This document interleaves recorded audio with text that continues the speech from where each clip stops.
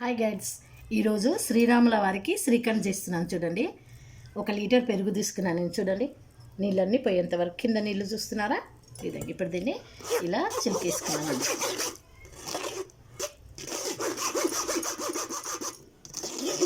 చూడండి, దీనికి కావాల్సిన పదార్థాలు పెరుగుని ఇలా చేసేసుకున్నాం కదా. మీకు నచ్చిన డ్రై ఫ్రూట్స్ అండి. ఇప్పుడు ఇందులోకి నేను కేజీ తీసుకున్నాను కదండి, లీటర్ పెరుగు తీసుకున్నాను కదా. లీటర్ పెరుగు తీసుకుంటే ఇందులోకి అర్ధ కిలో చక్కెర తీసుకున్నాను, యాలకులండి. విధంగా తీసేసుకుందామండి పెరుగును.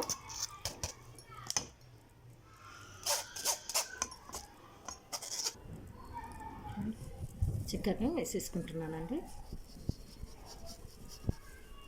ఇప్పుడు ఒకసారి మళ్ళీ కలుపుకుందాం.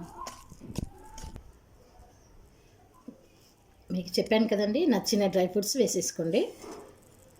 దీన్ని ఫ్రిడ్జ్లో పెట్టుకొని ఎమ్మిగా తినేయడమేనండి.